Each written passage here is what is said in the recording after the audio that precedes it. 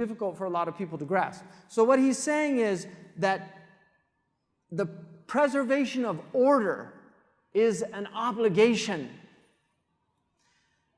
وَمُرَاعَةَ الْمَصْلَحَةَ الْعَامَّةِ لَازِمٌ. And you have to protect the common weal. Weal is what's beneficial for the people, the public.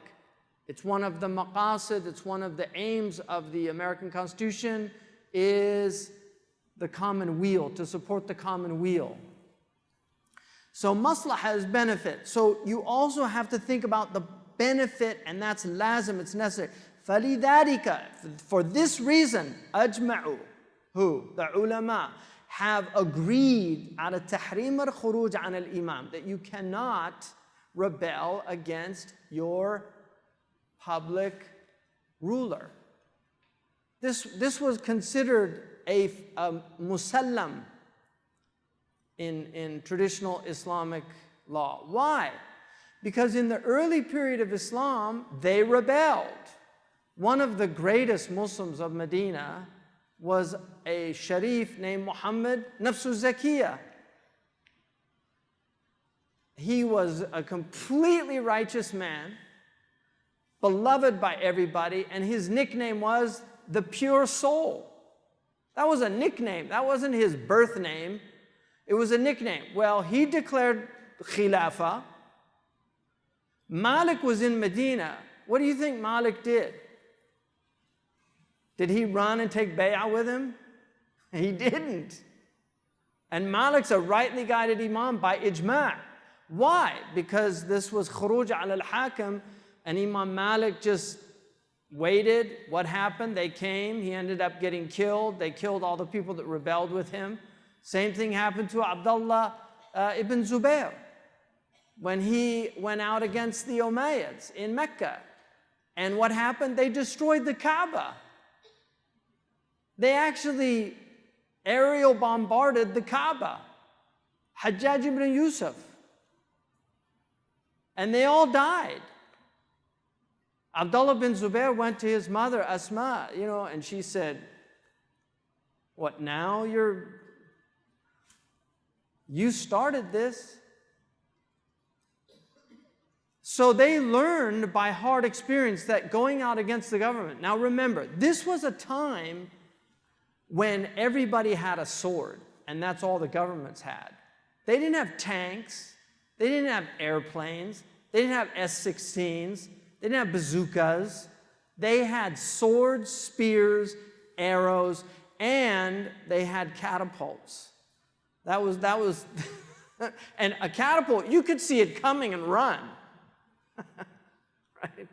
If you see a rock coming over the wall, run and you'll miss it. Because the rocks were like this, and you could literally see it. It was slow enough to be seen, because those projectiles were just not that effective. They were mainly used for terror and to knock down walls and things like that. Ramming, they would ram the door. That's all they had. The other thing about those battles is they were fought by men. Men would go out and fight men. That's what they did. And so in those days, a group could, in many ways, there was a real possibility, and often they would be able to get a localized area. They would be able to get a localized area, like Medina. Muhammad Nafs Zakiyah took over Medina and held it for a period, over a year.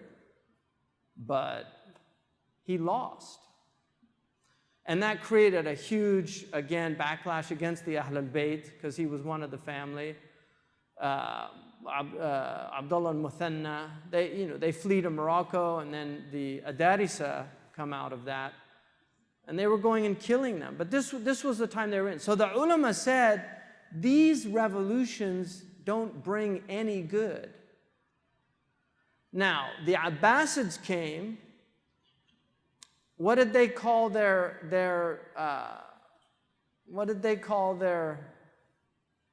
takeover? Does anybody know the word they used? The Abbasids. They called it ad-dawlatul mubarakah, the blessed revolution. Dawla used to mean revolution. Later it becomes used for the state. because starting with Bani Abbas. But dawla actually meant the because حتى لا تكون دولة بين الأغنياء. So it doesn't revolve just around the rich people. تلك الأيام نداولها بين الناس. We move this thing around amongst the people. So dawla is a revolution. So it was with Bani Umayyah, and now the dawla انتقلت إلى Bani Abbas, and it was dawla mubarakah, the blessed revolution, because Bani Abbas they considered to be decadent, and they weren't giving the people their rights, and so they came from Khorasan with the black flags, and they took over Iraq, and they won. And at that point, if one group defeats another, the ulama said you have to go with what was called the mutaghallib. Because, see, if you have an attempted coup, you punish the people. But if the coup succeeds, the ulama would say you don't go out against it. Why? Because it'll cause bloodshed. And the thing they were always trying to preserve was blood.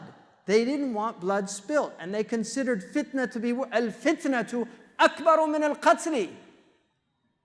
Civil strife is worse than murder. It's worse. Once people start fighting each other, look at Syria, look at Iraq, look at these places where once this breaks out, look at Libya. Thank God it didn't happen in Egypt. All those people would be dead. And every single one of them has a mother and a father, probably living, maybe not, but a lot of them are young in their 20s, these soldiers. So they've got their 45, 50-year-old mother and father. They're going to grieve. They'll never get over it. Ghazala Khan is never going to get over Humayun's. She's not going to get over it. This doesn't happen. Mothers carry that grief to their grave. Nobody wants to bury their children. Each one of them has, and then they've got their extended family, their cousins. Look at all the sadness on people's faces, right? There's no Afghani that hasn't lost a family member. None. I challenge you to find me an Afghani that doesn't have an immediate family member that isn't dead. A brother, a father, a sister, a child, an immediate cousin, an aunt, an uncle. They've all lost people. Huge pain. And so they were just trying to stop that. When Hassan ibn Ali gave up the Khilafah, he was the rightly guided caliph by consensus of Ahl Sunnah wal Jama'ah, because the Prophet said the Khilafah would last 30 years. It ended at 29 and a half years with Ali's assassination. Hassan bin Ali took it, he had it for 6 months. And 30 years it was over. And what did he do? You can have it.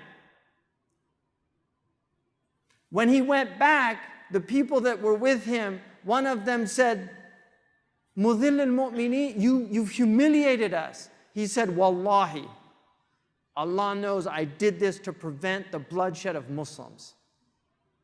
And what did the Prophet say? This man is a Sayyid, and Allah will use him to rectify between two great Muslim forces. Hassan ibn Ali had the haqq, but he literally gave up the haqq to stop the bloodshed of the Muslims. And the Prophet zakka amalahu. He said that what he did was correct and right. Zakka amalahu. So giving up in order to stop Muslim bloodshed is the sunnah of the Khulafa al-Rashidin al-Mahdiyin.